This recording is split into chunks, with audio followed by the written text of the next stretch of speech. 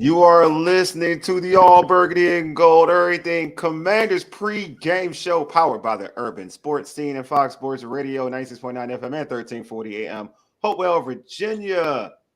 In week 2, our Washington Commanders are home at Northwest Stadium. That sounds weird. To take on That's the so NFC weird. East, one of their NFC rivals, the New York Giants. What's going on? George and the homie Glenn. What's going on, folks? Fresh out of church. Me too. But week 2, baby, and I'm excited about week 2 because we can try to get a dub today. Facts. What's going on, George? What you said? Fresh out of church. Fresh out of church. Ready to see what's going to happen. Hoping that we don't need the full armor of God to survive this game. I hope so too, Bar. We got to speed through this because our guest is on a short time frame, so we want to make sure we get the best out of it.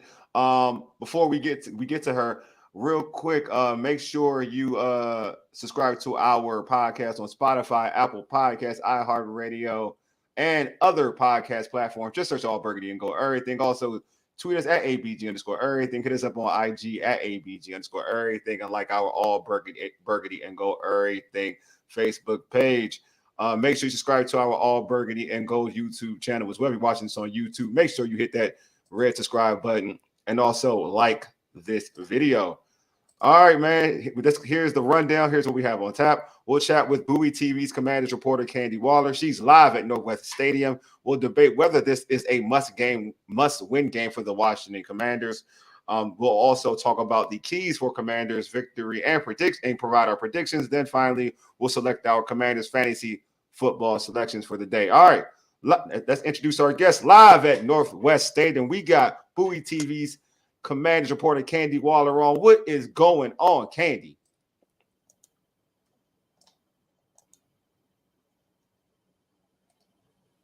Wait, you have Candi? Oh, let me introduce her. Hey, Candi, what's going on? Hey, y'all, how you doing? Yeah, good. How you doing? My fault. That's on me. On the delay. Northwest Sorry, Stadium apologize. does sound weird. Northwest Stadium does sound weird. Let's just go ahead. No, right? But It's weird. It's so weird. It is so weird. So first, real quick, Glenn, you want to start? You can spark it off, Glenn. Yeah, definitely, Candi. Today, who are some of the notable active and inactive players today for the Commanders? most notable, I know for me, as soon as I got the list, I was like, oh, Jamin is inactive. Weird. Now, I did know that Carlos Watkins was elevated from the practice squad, right? But I still didn't put two and two together that meant Jamin was going to be inactive because, they have him listed now as a defensive end. But you know what? Hey, listen, it's Johnny Newton time. So at this point in time, while I was shocked, I'm like, hey, this coaching staff must know something that we don't. We just gonna keep it like that. I mean, Jamin is a healthy, he's a healthy scratch. But I've said this throughout the week. This is a must-win game for the Commanders. After last week, I know it's just week 2. We know it's just one game last week. We know, but we all know that the fan base, the franchise, nobody cares about rebuild. Nobody cares about recalibrate. This is a division game. It is at home, and it's a beautiful day out. They got to bring as much muscle as they possibly can. I'm sure that we will be asking Dan Quinn about that decision to see what he says, but overall, that was a shock to me. Like, whoa, okay. Yeah. Wow, because I thought Jamin did fairly well last week. So yeah, there was a lot of people I would have in front of him to be inactive this week before I'd have Jamin Davis be inactive this week, but that's just me. That's right. Definitely. It's Jaden Daniels' first game playing at Northwest Stadium. What's his energy like? And how important is it for him to have a deep composure?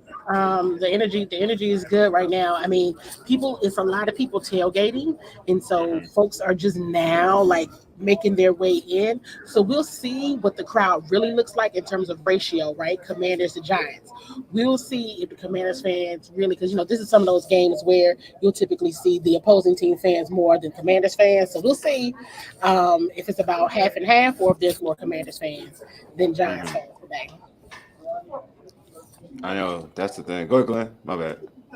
Not sure the answer. Sure. Yeah, sorry. Yeah, so you mentioned that. So you mentioned that a little bit in terms of like the fans, like how the ratio. What's the ratio? Is it like a rack of Giants fans in the building?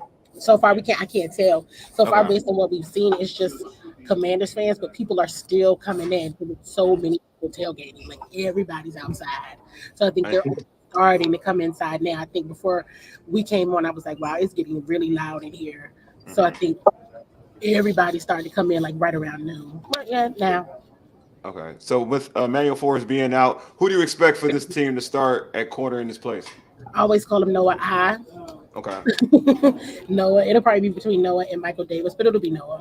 At least that's what the corner Noah, not Noah Brown. Yeah. Everybody confused. They get gas to Noah. Everybody loving some Noah Brown. We're talking Igbenogany. Yes. I always be like, what? Okay, don't worry about it. Number 19, Noah I. So, that's it. All right, George, you're on deck. Yes. You know, we've had so much trouble stopping Daniel Jones, making plays with his legs, making plays outside the pocket, off schedule. What are they going to try to do differently to put an end to that today? I think you saw it. They made Johnny Newton active. Well, I'm looking forward to that, but I'm disappointed for Jamin. I really am. Yeah, I think that not finishing, and that's one of the things that Jonathan Allen, even when I asked him on Friday, like, what's going to be different from last week to this week? And he said, we got to finish. We were not finishing last week. So they need to finish Daniel Jones. This cannot be, I mean, if they really want to talk about the brand of football that they want to play and they really want to talk about who they want to be in this era, it starts today with basically just crushing a no pun intended, but kind of pun intended, right? Crushing a giant that has been forever like an Achilles heel for this team. Daniel Jones and the New York Football Giants have been, and he normally has an excellent game here. So it's a new name, right? Northwest, whole new, regime, all new everything. They're talking about the brand of football they want to be known for. If you really want to be known for that, then you need to knock these people in the mouth today at home. It's got to happen, because if it doesn't, even if it's close, it's still probably going to be disappointing. Ooh, I agree with that. Totally agree. So speaking of something that happened last week as well, Terry McLaurin wasn't targeted a lot against the Bucks last week. Do you expect him to be targeted often today? I do. And a part of that is talking about like Noah Brown being active. I think they're really going to start. This is an opportunity for the offense to settle in and to really see what the weapons can do. We saw the run game be effective last week, but still could have been a little bit more balanced, in my opinion, between B-Rob and Austin Eckler, because both of them were doing very well last week. But the tight ends didn't really get involved. Definitely didn't see the wide receivers get involved at all. So this is the week to get settled in, see what they can do, and be creative. And on the defensive side, finish Daniel Jones. If his jersey's not dirty, then the Commanders may be in trouble again. Well, Candi, thanks for being on. Good luck today. Hopefully it's a positive day, like for all the Commanders media and obviously the team as well. So thanks for being on, Candi. Yeah, thanks, absolutely. Candi. Yes, I'll catch you guys again later. All right. Thanks again. All right. So Candi had a lot of interesting things to say, and it's like Paul said, a lot of surprising and inactive. So let's just harping on that, first before we get into some other stuff. Jamin Davis being inactive against a mobile quarterback in Daniel Jones. Interesting, to say the least. Your thoughts on that? I don't understand it. Jamin Davis is probably one of the only players that I would have given a B grade or better to last week. On defense, yeah. He made plays. He actually got his hands on the quarterback and didn't let him go like everybody else. I don't get that. And I understand that Jerzon Newton's in, but granted, Fidarian Mathis was probably one of the only other players who played well, but I'm a little surprised that he's not inactive and Jamin is. I'll be honest, given how much the secondary struggled, is anybody else kind of surprised Derek Forrest isn't getting a chance this week? Because I am. Mm-hmm. So I'm a little that kind of puts me off a little bit about what's going on here, because you got to make more you've got to be willing to make more changes than that after a performance like that. And changing out one of the only players who played well does not make a lick of sense to me. Look at Coach Lambert said Davis is your only edge with moves. He's probably right about that. He looked good last week. Look, I'm different. Hey, if you got Johnny Newton, you got Farrell, and you got guys who naturally plays position defensive end, right? Jamin Davis has been an experiment, has been a project. Yes, he had a couple good plays last week, right? Yeah. You're going with the future, and we know that Jamin Davis, and people may like him. He's not the future defensive end for this team. He's not. Now, do you give him an opportunity? Yeah, but you go for the young guy. This is the guy you drafted, the guy that you wanted. You wanted Newton to play. And this is where they get Newton, Payne, and Allen on the field at the same time. This is what you got to do in order against a bad Giants offensive line. You don't take experiments, right? And Jamin Davis is an experiment. Let's be honest with it. So I don't think being an active. Let's be honest. A couple of weeks ago, we didn't even know if Jamin Davis was going to make this football team, right? But he's come along and he's starting to develop, and you've asked him to play a new position, and he's starting to show progress and improvement. Yeah, that's the thing, yeah. And if you're developing him, he needs to play to develop. I agree with that. You're right, and part of me goes back to something Candi Waller said, and it's true. The fans are not trying to hear about a rebuild, because if you're in a rebuild, then you're not making Jamin Davis inactive today, are you? That's a good point. So that is a good point. And again, I'm fully on board with the rebuild. So that's where my issue is with it. For weeks, this organization, this team, this coach, this owner group, even this coaching staff, they don't want to hear rebuild. They want to win, right? This team didn't win a game in their division last year, right? And we talk about this is a big game. Yeah, this is a big game. It's a must win, right? Because they didn't win a game in the division. You're playing the New York Football Giants. I heard somebody yesterday. I was in Wingstop, and the guy in Wingstop was talking about, man, the New York Giants are already on the clock for the number one pick. Right? It's week. and Giants fans are already talking about they're on the clock. Right? They know their team that bad. So if you're supposed to win the games that you're supposed to win, and this is a game that the Commanders are supposed to win against this bad football team. And you make every move, and you make moves that may be unpopular moves. I like the move, right? Ron Rivera would have never made this move. This coaching staff and this organization and these owners are making moves that's not popular, but they may be beneficial for the team. And I think we've been so caught up as a Commanders fan or organization, people like popular players and not players who are making things happen. See, but that's the argument. Ron Rivera didn't make a lot of popular moves. Like Ron Rivera made bad moves into his favorites, like talking about Mayo playing or Cody Barton. He made moves that you didn't like. This isn't that far off to me. I'm gonna keep it a buck to you because Farrell didn't look that. The other ends didn't look that great. Jamin was the best looking end. So if we're looking at this. The thing about it is this regime has always stated, like, this is true competition. We're going to let the best dudes, whoever looks good on film, play. It's nothing about Johnny Newton. Johnny Newton and Jamin can play together. I don't even look at it Johnny Newton. It's not a Johnny Newton-Jamin thing. There are other dudes on there that Jamin, to me, is outplayed that could be inactive. So to George's point, to certain players, why are those players active and Jamin's not? If you're a coach, if somebody's playing well and looked well on a regular season game, you don't reward him. You reward somebody who you may like or favor, but they didn't show out, and they're lower on the depth chart as well, and they're active. And the other players not active. That's not a good sign. That's not a good showing anyway as a coaching staff creating culture, because it's not a Jamin Newton thing. Like that's not, to me, just because Newton's active doesn't mean Jamin has to be inactive. There are other individuals you can make inactive who didn't play well. It's a win thing though. They must not think Jamin Davis can do what he needs to do in order to help this team win in this game. And again, it is an experiment that we all thought on this podcast and on this day. We all like, you know what? We question if Jamin Davis will even make the team. So true. So now they might not have as much faith in Jamin Davis that we did, in this week that they did it last week. And so they may. So it was good. That's a good point. Was Jamin truly the best player at the end last week, or did he just make the flashiest plays? Thank you, Tosh. He made the flashiest plays. I mean, that's and T Black's God. That's a good point. But let's be honest.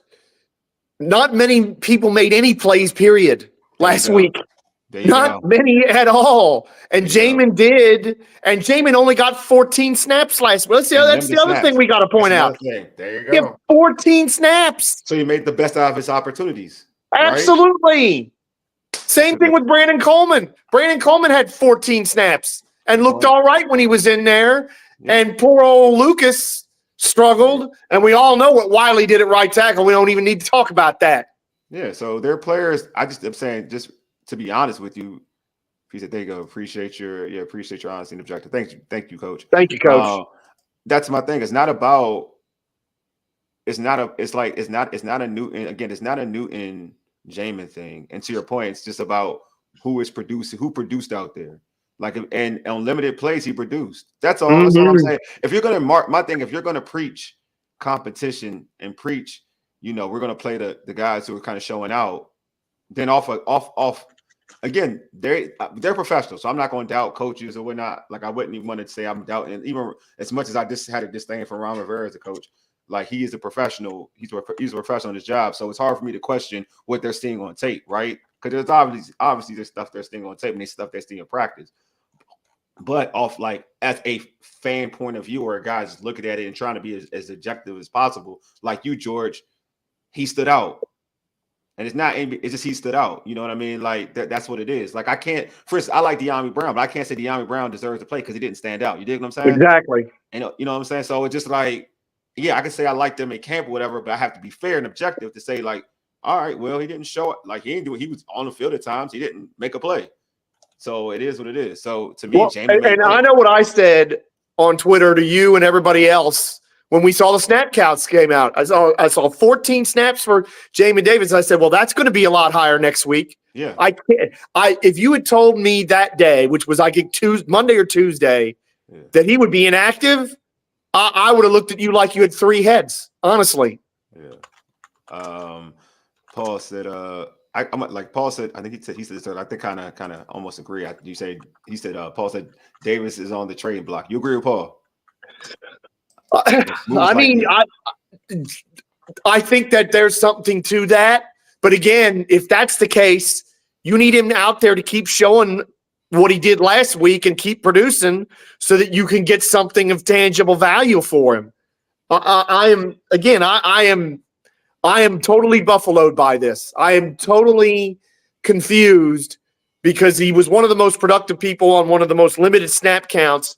And again, if you'd have told me Monday or Tuesday that he would be inactive this week, I wouldn't have believed you, because I'm going to say, well, how can that be when he had one of the few people that made plays and he only got a fifth of the snaps or a third of the snaps or whatever it was, however many snaps that the defense had last week. So again, I'm questioning that, and I'm questioning Derek Forrest not being in there just because surely somebody in that secondary has to pay the price for them getting absolutely torched last week. They did. He did. Emmanuel Forbes. I mean, he's putting all the blame on him. Let's be honest. Everybody's putting the blame on Emmanuel Forbes. We know that it wasn't just Emmanuel Forbes. Thank you. It was not. Right? You know, it's not just Emmanuel Forbes. 100%. Emmanuel Forbes is the scapegoat, right? He's going to be the scapegoat because of his thumb. And so the secondary is going to be magically better when Emmanuel Forbes is not there, allegedly. But they're playing the Browns. They're playing the Giants. They're playing the Giants, so it is what it is. Like, it shouldn't. If they still look bad against the Giants and Daniel Jones, then that's a problem. Like, it's still a problem. Ray could make it, but Ray said, according to X, it's going to be a great crowd today. Commanders got to set the tone for the fans. Yeah. And let's remember the first home game last year. Granted, that was right after everything that had happened. I mean, it was one of the best home crowds they had. So maybe the Giants fans are so down on their team that they're not buying the tickets. And Washington fans, because it's Jaden's first start at home, are going to be really excited. Let's hope so. That would be nice. To actually have a home field advantage would be good. But it's not a sellout. Last year's first home game was a sellout. It's not a sellout? It's not a sellout? Well, I mean, it's a sellout. I haven't seen anywhere, heard anywhere that it's a sellout. They did get blown out by Tampa. So yeah, and they were 4-13 last year, so that doesn't surprise me. Yeah, I mean, it is what it is. And like I said, they know the fans know they're rebuilding. But anyway, that's a joke. Hey, Roy said, the only thing obvious about this staff is that nobody has an idea what they are doing or if it's good or a bad thing yet. Yeah, you don't know. I don't think they know yet, to be real with you. I think they're experimenting. I ain't gonna hold y'all. I think they're experimenting on a lot of there's stuff. nothing wrong. There's nothing wrong with throwing stuff at the wall and see what sticks, right? Sometimes you do things against certain teams that you think you're gonna beat that you wouldn't normally do. I remember Friday night I did some things. My defensive coordinator looked at me like, "You starting who?" Like, dog, like you starting who? I need to see if these kids can play. We got a bye week next week, so I need to see, and we started something. We tried to go 2 platoon. We started some kids and we did well, 36-0. But I'm saying, he looked at me like, "You starting who?" Hey, dog, we got a D-line rotation. So again, sometimes things in situation and games you want to see, right? And so you want to see what you have. And this is an opportunity for the Commanders to see what they have and how not far as wins losses, but see who's going to play hard against a team like the New York Giants, right? Don't play down to their level, but you got to raise your bar, and you need to, like I think George, you said it, blow this team out of the stadium early. You do. Like Ray said, he got to set the tone. I totally agree. He said that earlier. Set the tone. Yep. Order of the Sleepless Night says, do y'all think? Do y'all really think that the Giants stand a chance against you, like the Commanders? Yes. They beat. Did you see our secondary last week? I mean, they beat us. I mean, I feel like we should win, but also I'm like, look. I mean, did they win a game? Did they win a game in the division last year? No. This team lost to Tommy stinking DeVito. Yeah, right. And turned him into, and almost helped turn him into an internet sensation. Him and his mafia-looking agent and all that stuff. Right, and his mama cooking dinner for the team. But if you really go back to it, can we be honest? The Commanders beat the Giants 2 years ago because of a penalty on a field goal. That's right. So yeah, a penalty on a field goal. Game, you're right. Yeah, at a home game, penalty on a field goal. I was at that game. That Sunday night. That was a night game. So Sunday night game. So watching that opportunity. So in all reality, you take that they haven't beat this team in 4 tries. Yeah, let me go back to what Jamie think. Jeremy Lee said Jamie is a project in their eyes. We have no idea what they saw on film regarding the other guys. Trust the process. Trust the process. I mean, and Jeremy's right.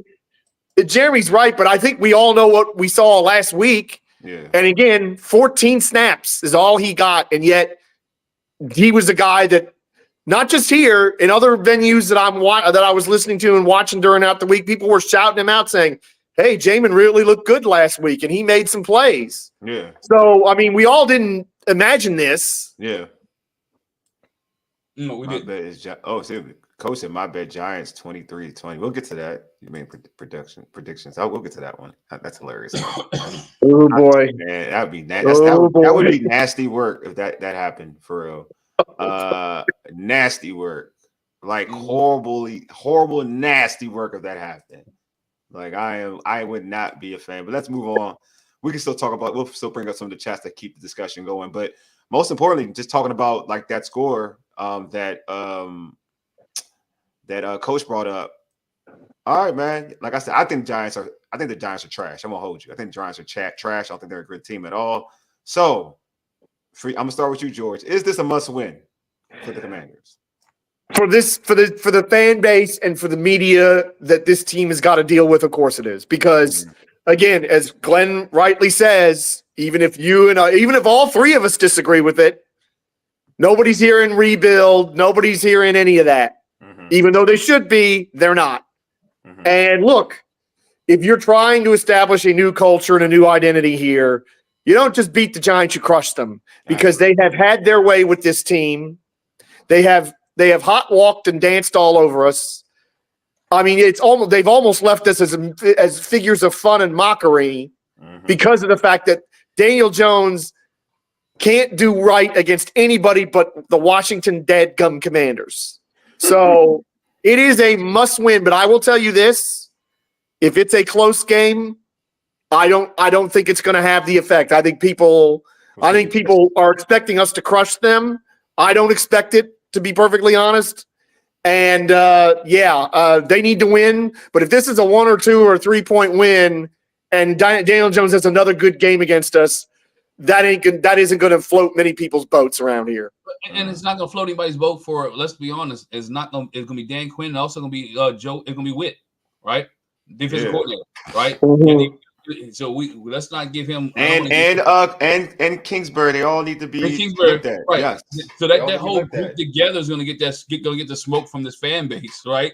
Because again, the defense didn't play well. If Danny, how about to say Danny DeVito? If Daniel Jones, right? Daniel Jones lights this team up. It is a defensive situation. And matter of fact, I would even throw Adam Peters in this because why didn't you got here early enough as a GM to get cornerbacks and safeties into this organization, right? And you've seen what this team did in training camp and then the preseason games, and no moves were made for corners or safeties, right? Or for safeties, for corners, or secondary players. So again, if this does not get better, right? I'm just looking past today. If it does not get better in the secondary, Adam Peters going to get that smoke. Yeah, it's a must win. I don't care any stretch of imagination. Because if you want to even make this season like fun, like you better beat the Giants at home. I'll give you a road loss to the Giants because we go on the road and getting a W against a division rival, it's hard regardless. But you better you better beat the Giants at home. They're staring 0-5 and 0-6. They're staring at 0-5 and 0-6 if they don't. You better.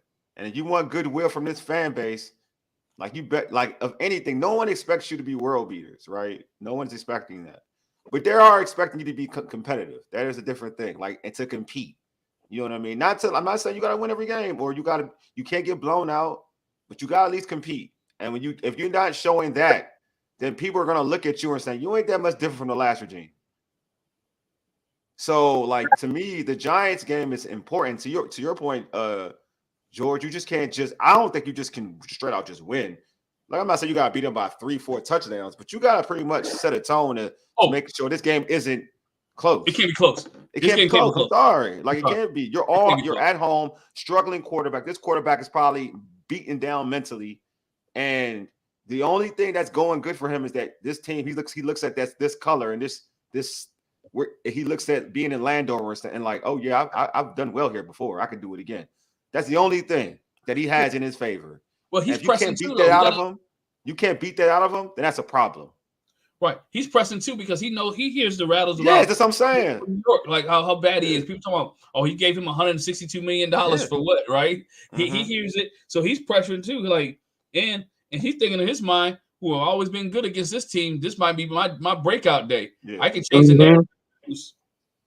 So that's where I'm at with as long as that. So first I'm at Todd, just the player we should be talking about is Thibodeau. Yeah, man. We'll get to that too, Todd. Yeah, what Giants player scares you other than Daniel Jones?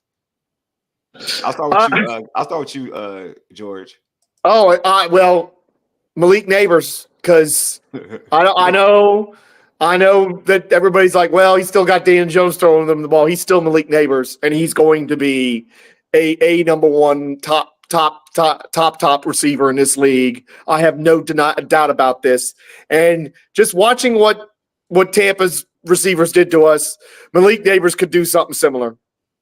Something Paul said, I agree. 10 point win at least. I agree. Yeah. It should be. But man, Mike, I put this out there earlier. Mike said, Paul, Wagner, Luvu, Payne, and Allen is the key if they are caught up. Mm-hmm. Yeah. My man, Coach said Burns, Thibodeau, Lawrence, Banks. Agree with the first three. I agree with the first three. I thought the first three are animals. Yo, I'm gotta say it. Thibodeau, that dude, he got to stop. Thibodeau always kills Washington. I'm about to say he's been a Washington killer for the last 3 or 4 games. Yeah, he's been a Washington killer. So Thibodeau is the guy that you have to neutralize. Yeah. Yep. Coach said, anytime if you see him on Wiley, you need to make sure Wiley gets some help. Cliff's first half game plan was trash, but I liked his second half adjustments. I mean, it's kind of, but they moved the ball in the first half last week. The kicker just didn't cooperate. I don't like the second half because garbage time too. I mean, I ain't gonna hold you. There's a lot of garbage time. Is this play scripted? Does Cliff Kingsbury script plays? Mm-hmm. Is his first 10 scripted? Is he? I'm sure he is. Most of them do. Most of them are. Yeah, most of them do. I don't know if he does. For a good OC, there's some things you want to see, but sometimes you got to adjust to it. Mm-hmm. Because I'm gonna tell you why I think this scripted. Because when you look at the first play when Jaden threw it to Brian Robinson Jr. and it went backwards, right? Yeah. The next play was a swing pass, same thing to the opposite side of the field. Yeah, So, definitely, so maybe okay, he got to play scripted because most coaches there are like, you know what, we're gonna run the ball, we can gain some kind of success. Yeah. But his goal last week was to get the ball out of Jaden's hand and get him comfortable with throwing the ball. Today's game plan should be, hey, Jaden, hand the ball off and let the running backs run, and you don't get 16 carries. That's dope, man. What's going on, Dubs? Dubs family from Stockton. Appreciate you. What's up, my man? That's Stockton, California. That's awesome. That's awesome. That's That's up, awesome. What's up? That is what's up. Appreciate you, fam. Let's see. Trying to make sure I get some of these comments out of here. But yeah, in terms of what were we talking about? Because I got caught up. We're talking about Cliff Kingsbury. We're talking about Cliff. So yeah, for me, like first so half adjustment, second half, and if they scripted or not, if they scripted, he need to go off the script today and hand the ball off and let Eckler and Brian Robinson set the tone early, and limit Jaden Daniels' runs and let Jaden Daniel be a passer. And I guess that's gonna get to our question later about Terry McLaurin. But yeah, we'll get into that too. But Candi just sent me a text saying that we didn't see Jamin out there at all. So James not even out there at all. He's getting the RG3 treatment. Interesting.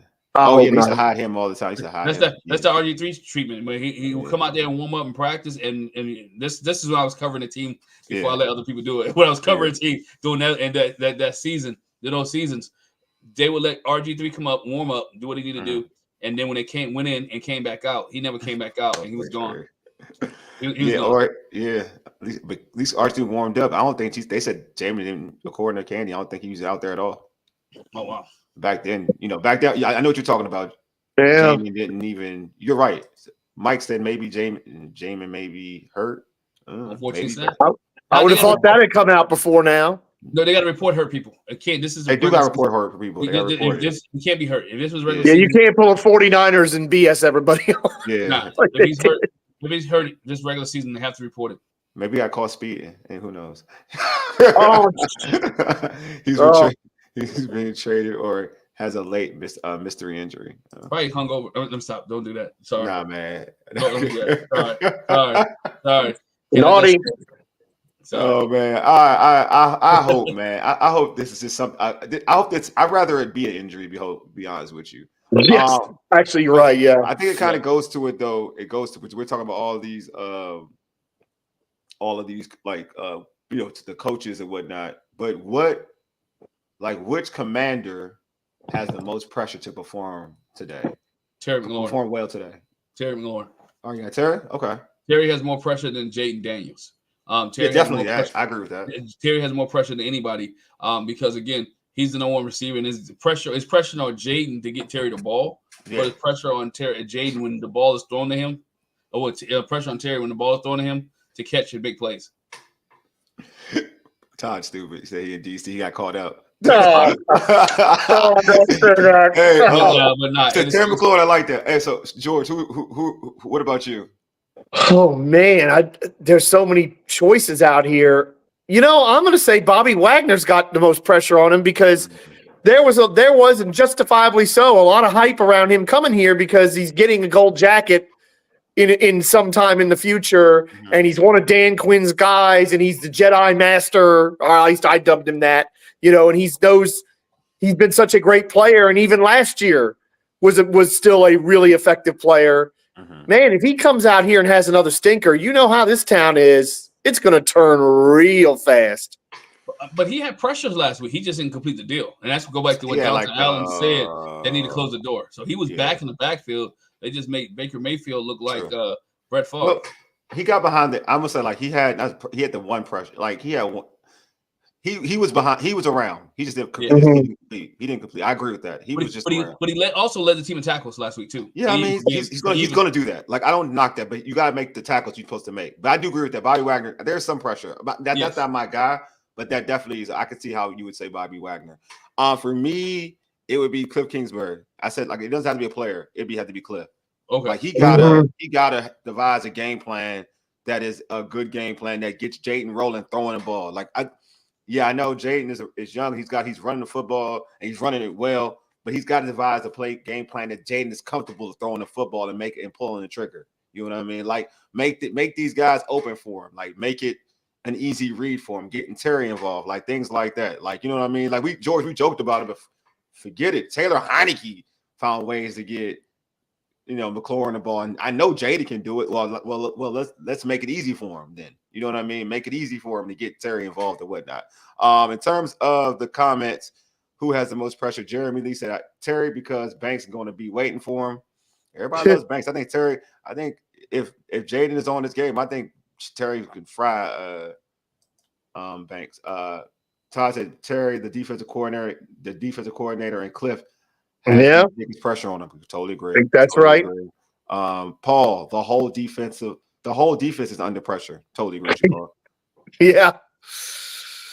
You know that was tough to watch last week. Yeah, the defensive coordinator did a lot of Buddy Ryan, Greg Williams talk. Okay. Yeah, he did. He's talking about Witt. He's talking about Witt, right? Yeah. Talking about playing violently and all that. That was not in evidence last week. Yeah, man. Some people talk. That's what I love about Greg. Some people talk it. Some folks just do it. Greg just does it. Greg just does it. Greg was stoic. Greg just does it. Greg and Pettibone. Yeah, I love Greg. Yes. Yeah, Pettibone is one of my favorite. Greg was more aggressive. As much as I love Richie Pettibone, Greg was more aggressive. Greg was not scared of smoke, bro. Jim Haslett was too. Jim Haslett wasn't scared of smoke too, but he always get burned. His blitzers used to get burnt though. Hey, Rory said, bro, saying Terry and Ertz got to show up when Daniels got to get them the ball. Come on, man. That's fair. I look. I'm gonna be real with you, Roy. I agree with you. I think those dudes were open, right?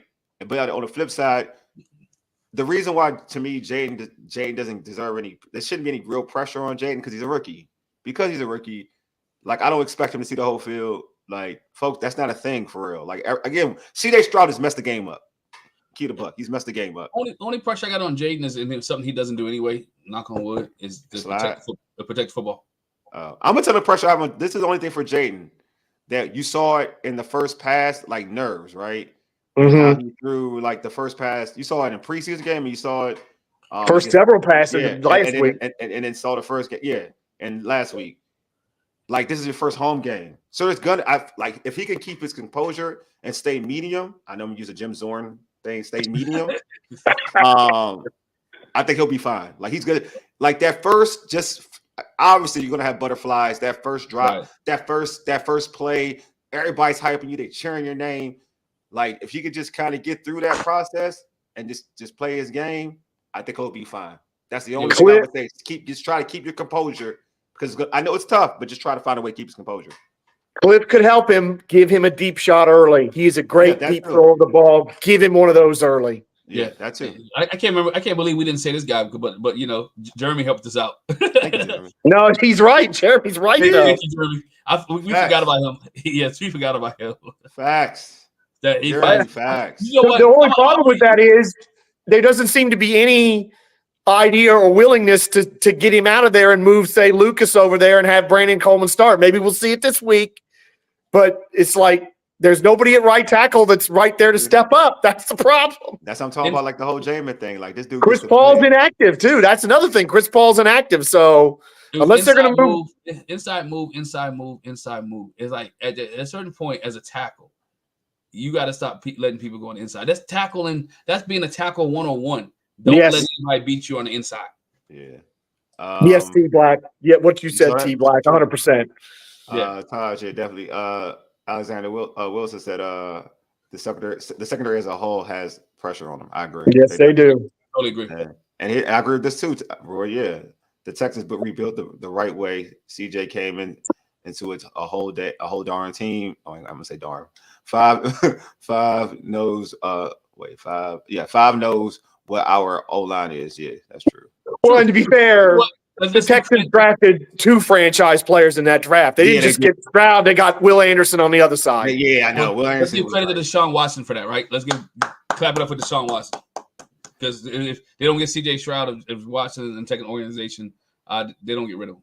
That's true. But still, yeah. And also, they built it the right way, and then they got the right coaches in the building too. Their coaches, D'Amico Ryan. I think that's more important than anything else. I think that is we talk about Stroud and his playing ability, but I think DeMarco Ryan and D'Amico Ryan and the coaching staff, yeah, man, they're awesome coaches, bro. Took a bad situation. Houston was a bad situation after the whole Deshaun Watson, them bringing girls. They were bad, and they put the right coach there Toxic. to get them in the right place. Hey man, I'm trying, Taj. Don't mess with me. I was about to cuss right there. Don't mess with me, bro. Don't mess with me. Coach said both of your tackles consistently overset, especially Wiley. That's what Glenn was talking about. Yep. Exactly what Glenn was talking about. Watson, the Rose with the Sam Howell type QB for years and built the roster. I mean, that's the thing. I mean, I will say that when we get on Adam Peters about he didn't bring this in or that in. If Sam Howell had performed better last year and we didn't need a quarterback, we could have traded out of 2, got a lot more picks, got a lot more draft capital, drafted a lot more help in these positions. But we didn't get that, and taking Jaden Daniels at 2 and sticking and picking was the right thing to do. The best thing to do for this franchise, dog. Again, you saw the crowds. You look on social media. You see the people that's coming in. You see how the city has responded to Jaden Daniels. So again, getting Jaden Daniels. Can we be honest? Sam Howell was never on a poster, right? Sam Howell wasn't ever the face of the franchise. Jaden Daniels is the face of this franchise. Sometimes, like I know you use the poster thing. That's cool. Like that's good though. I like you're right in terms of marketability. I totally agree with that. Sometimes, bro, you just gotta build your team around whatever. And that's just not a Sam Howell thing. This is not a whatever. You gotta build your team because like the Niners, you could say is the Niners quarterback. He's not the face of their franchise at all. No, definitely not. Definitely not. That's why I feel like they can move on from him if they don't win this year. Exactly. That's what they, you know what I mean? Like, but they've been how many? They've been to a Super Bowl, NFC Championship game, but he's not the face of the franchise at all. You know what I mean? And they're marked. So I'm just saying, it depends how it's whatever your philosophy is. If we're talking about marketing a team and marketing for money, yeah, of course, I'm with you, bro. Like, talking about marketing. Yeah, marketing. But we're talking about we're talking about on the field, wins and losses. That's a whole different argument.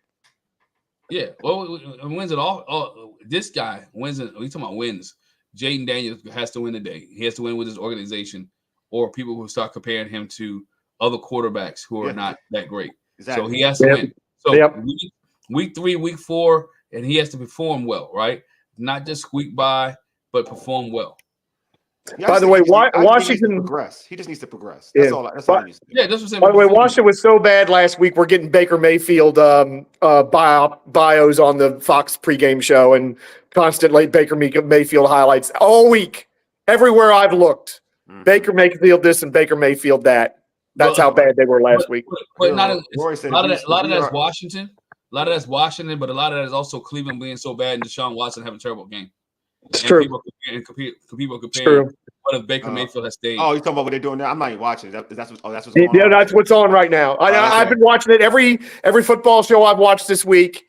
Everything it's been Baker Mayfield this, Baker Mayfield that, and it's just that. I hope we're not. I really am kind of getting tired of it. I could tell. Roy said, "If we are 0-6 to start the year, those posters will be gone, and the fans will quit again." Won't be. Don't argue that. I don't. I'll say this, Roy. It depends on how they're losing in those 0-6 though. Because I think if Jaden is kind of getting better, then folks will still be cool with that. But I do think obviously fans will stop coming to games though. Fans aren't going to be coming to 0-6. They have to be competitive, and they were barely competitive last week. Yeah, they have to be competitive. I agree to a certain extent. I do agree with that. But all right, let's get into some because we're running in time because we could talk about a lot of stuff all day. Yeah. So first off, man, what are your keys to a Commanders victory? George, I'm starting with you, bro. I think it's what you and Glenn have both talked about, Wole. The famous old quote from P.T. Barnum is never give a sucker an even break. Mm-hmm. Do not let Daniel Jones and the Giants have a good start on offense. They have no confidence. And if they come out here like they have come out here the last 6, 7, 8 times we played them and go right down the field, even if it's a field goal, if they go down and their offense looks good and they get 50, 60, 70 yards and they get points on the board, you cannot let that happen. Do not give this Giants team any confidence in any notion that they're going to come in here and do the same old thing to us, or it's going to be a long day. Yo, Glenn, what's yours, bro? One, run the ball. Okay. Always. No. I'm consistent. That's a good thing, though. I liked it, dog. Yeah. The reason I said run the ball is this: we run the ball to open up play action, so you can take those shots downfield and hook and hit Terry McLaurin. What's up, John? Man, how you doing, man? I'm looking for you the other day, brother. To help help Terry McLaurin down the field, because again, running the football will open up the play action, will open up taking shots deep. We didn't see any deep shots last week, right? We need to see deep shots this week. And another key to victory is defense needs to get off the field on third down. Third down was a killer last week. I think the Tampa Bay Buccaneers only got off they scored on every drive. They scored on the first 5 drives, right? Scored on the first 5 drives and got multiple first downs. So getting off the field on third down is a plus, is a must this week for the Washington Commanders to win this football game. I'm going to put something out there for my man Mike before I get to mine. Mike understands me. Oh, hold on. Sorry. Oops. Mike, low penalties, third down stops, run the ball, blitz Jones, turnovers. Totally agree. Totally agree. All right. All of them. So mine are like stop Daniel Jones. Stop Daniel Jones. Just stop him. Like that's all. That's what it is. Like I'm sick of like running with a joke like we got like he like. He's had enough of it. Yeah, I'm sick of him calling him like white Michael Vick. Like that's what he is to me right now. Like he's the boogeyman to me too. He's everything to me right now.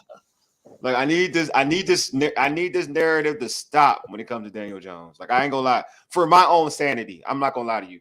Because I can't go and watch him every other week, watch him after Commanders week and be like, we lost to this dude. Like, I don't need this. Like, I don't need that type of stress. I already got it. Like, this used to be all black back in the day. Like, this used to be all black. But first Sundays turn this to white. You know what I'm saying? Especially certain Giant Sundays turn this to white or gray. So I'm over it. I'm all the way over it. Like, Daniel Jones, nah, bro. Like, we got an 86 that we got to make him look like how he normally looks. Like, sometimes I'm not gonna get all vulgar with it, but sometimes like you treat a real lady like a lady, and sometimes you treat certain you know what like certain you know what. So all I'm saying, we gotta start treating Daniel Jones like a you know what. That's all I'm saying. Like he ain't the flashy one. Like he ain't Brady. Sorry, he ain't Mahomes. I don't want to treat him like Mahomes. I don't want to treat him like Joe Burrow. I don't want to treat him like Lamar Jackson. I want to treat him like Daniel Jones. All right. That's what I want to treat him like. So we treat him like Daniel Jones, they're going to be fine. Other than that, like I agree with you, man. Starting fast. Definitely starting fast. Like this notion of if the Giants, I want to see the Giants in a 3-and-out. I don't even want to get a first down. I'm not gonna lie to you. I want a 3-and-out, Washington get the ball, and they move the football. I'm not saying they got to score a touchdown off the rip. It could be a field goal. But I just want to see them move. I want to see them move the football, like and score and set the tone. I'm like, you know what? It was sweet last year. It ain't gonna be sweet today. All right, that's when I know this coaching staff has really done something different. Like, you know what I'm saying? Like, because it's all about setting the tone and setting the message. Like, yeah, we know what the Rivera regime did with you last year and did with you in the past. But this is new. Like, in this between us, the pecking order, we're above you in this pecking order. Like, I need that type of mentality. If we get that mentality, then I feel, all right, you know what? It'll be a good sign because I'm with everybody. I don't want a close game. A close game I'm not going to feel good about a close game at all. You know what I mean? So that's where I'm at. Like, if it's a close game, I ain't for it. And here you go. Who see? Jeremy, somebody tell Joe Witt to chill with all of the off coverage. Yeah. Like Joe, no, I mean, all of them to me are on notice. Like the Joe Witts, because I'm sick of like the talk. You know how people get really the talk. People get enamored with. Oh, sorry, there you go. Enamored with the whole speaking thing. Like, you know, oh, this dude, he liked it. I love him because he's so aggressive. Mm-hmm. Man, show it. Like, show it on the field. I don't need to hear that talk. Show it on the field. So those are my keys. So in terms of. So, oh, my man, John said neighbor is going to be a problem for the secondary. Daniel Jones got to give him the ball. If they let Daniel Jones give him the ball, then shame on the defense because Daniel Jones ain't that dude. Shame on the defense. Mm-hmm. You know what I'm saying? Mike said we need a spy for Daniel Jones. Yeah, I guess. I don't disagree with that. I guess Glenn must be having serious issues. My man, back and forth, back and forth. Yeah. So treat. Yeah. Okay. Here go Paul. Treat Daniel Jones like a guard. Thank you, Paul. You read my mind. Thank you. Yes, that's the PG version. It's the Fox. This Fox thing got to. I got to be subtle. I can't be how I am on the urban sports scene. I got treat him like a guard tool. Thank you, Paul. You know what I'm saying? Oh Lordy. You know what I'm saying? That's what I'm talking about. Or like I'm saying, like a superstar would do with an IG model. That's how I would do it. Like, hey, safety, Mike, safety help got to be there with the corners. Yep. We can't have what happened to Sanders still last week. He passed that guy off, McMillan, and nobody's over there, and McMillan just waltzes in there. Oh yeah, you talking about Noah? I mean, we used to be 6'3" corner before 3'3". You can have all speed and be a 6'3". You better cover. That's all I care about. Yeah. I don't care about your measurables. You better cover. 4-3. Sorry, Rory. The majority of our fan base got preseason again. Temper the expectations, people. We 2 weeks into a 2-year rebuild. I've been said rebuild. No, I was gonna say it's a longer rebuild than that, in my opinion. But yes, I think Rory, you're kind of spot on Coach, with that. I'm not gonna read yours, but yeah, I call them Insta. You know what? Yeah. Oh, don't do it. Don't do it. Say it. But yeah, Coach, I'm with that, man. I'm not gonna read it, but yeah, definitely. People starting to get wild in the chat. That worries me. No. I'm not going to tell. I'm not posting. No, I know you're not, but I'm saying people. I'm wondering if we're all getting on the last nerve here as this game is about to come to us because people starting to wild in the chat. Oh Lordy. Real quick, before we get, I think Glenn look like he all right now, but I think he got his green screen on, so I'll let him get situated first. So, George, score prediction. We're not going to get the win we want today in terms of I don't think it's going to be a blowout. I was kind of feeling this as the week was going on, and then the inactives has kind of really put me off. I'll be honest, the only reason I'm excited for this game is Jerzon Newton. But I'm thinking 31-28 Washington. They can score that much? Yeah. I'm not Washington. I'm talking about Johnson score that much? Yeah, I think so. I just – this secondary, remember, I had 31-24 Tampa last week, thinking this secondary was going to get burned, and it was worse than that. I mean, I think we're going to win, but that's more a product of I don't have the guts to pick a Giants win, and I've been kind of on the wavelength of every other Washington fan, like, good Lord, we cannot lose this team again, for heaven's sakes. Not with a new coaching staff, not with new ownership. Not with new everything. We can't be going back to the way what we've been doing the last 4 stinking years.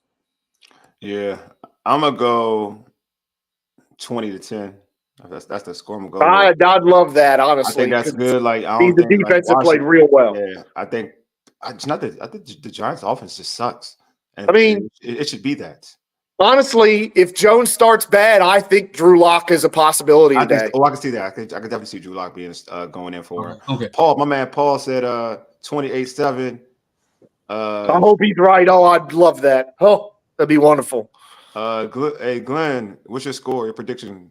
Prediction, man. 27-14 Commanders. 27-14. No, I'd be good with that.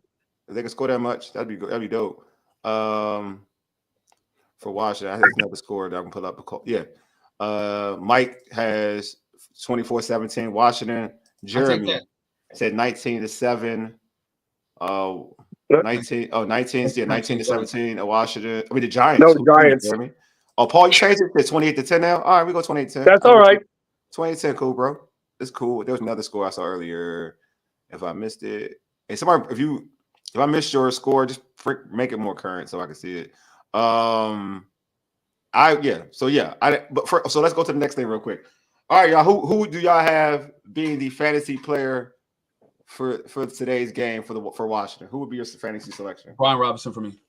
Oh yeah, you always be Rob. I know, right? Consistent be Rob. No, not always be Rob, but today to Brian Robinson, I was. I mean, he a beast though. But I was debating between him and Terry McLaurin because I think this might be a good game for Terry. I mean, we'll see. Yeah, they said, here you go. Oh, my bad. I missed it. Go ahead. My bad. Yeah, definitely. Yeah. All right, 29 29 Washington. would be all right. I'd be happy with that. What's yours, I George? totally airballed with Diami Brown last week. Yeah, they Just played. ran around and got some cardio. I'm going to go to the other running back, Austin Eckler, and I just feel like there needs to be a heavy dose of both Robinson and Eckler. After last week, I'm thinking that between the two of them, they need to get 30 touches in a game for this offense to really look like it's supposed to. So, B-Rob for Glenn, I like it. I'm going to go the other running back. Austin Eckler needs to be the fantasy guy today. Rory has Jaden Daniels. Jeremy has Austin Eckler as well. So has Taj has Austin Eckler. My man Mike has Zach Ertz. I'm going to go. I mean, it's definitely going to be Jaden. I think Jaden has shown 88 yards. I think that there is a willingness to make sure that Jaden is featured. And Jaden is just comfortable running. And Jaden, especially in goal line situations, I think Jaden can pull off a couple of touchdowns. We saw that he's featured even in short yardage plays. He's featured off the read option. You know what I mean? Where you can easily get the ball to B-Rob. We saw in that Tampa game where Jaden was pretty much the primary dude that they would kind of like want to feature in that situation. So I'm going to say like Jaden is my fantasy pick. I know it's obvious. I'm sorry. It's obvious, but still, I can only speak factual. Coach said Jaden Daniels based on his rushing yards. JD and maybe Eckler are your only guys with burst. Oh man, no, Winston got. B-Rob got burst. I don't know if you know. B-Rob got burst. When B-Rob goes downhill, he's a problem. Yeah, he's a problem. He's definitely a problem. All right, well, man, this has been dope. We definitely gotta get to the game's about to start, so we're about to close this show out. Thank y'all for keeping this interactive, man, keeping this show cool. It's been a lot, man. But before we end this show, don't forget to tune into our post-game show directly after the game. We'll be on our YouTube. We'll be on our YouTube, IG, and Facebook channels. We'll be going live. Also, make sure you subscribe to our podcast on Apple Podcasts, iHeartRadio, and other podcast platforms. Just search All Burgundy and Go Everything. Also, tweet us at ABG_everything. Hit us up on IG at ABG_everything and like our All Burgundy and Go Everything Facebook page. Make sure you subscribe to our All Burgundy and Go Everything YouTube channel as well. If you're new to YouTube, watching us, whatever, hit that red subscribe button. Also, like this video. All right, man. Let's hope for Commanders victory, a blowout, so we can just chill. After the show, after the game, y'all can pop up on the show. We can all have a good time. We can be talking about highlight plays like that dude did business, that dude did work. You know what I mean? The coaches look good. It could be a positive atmosphere, man. So let's hope on that, man. Let's let that happen. Anyway, man, appreciate y'all for being on. You've been listening to All Burgundy and Gold, everything powered by the Urban Sports Station and Fox Sports Radio, 96.9 FM and 1340 AM, Hopewell, Virginia, for ages. You dig? Deuces. We are out.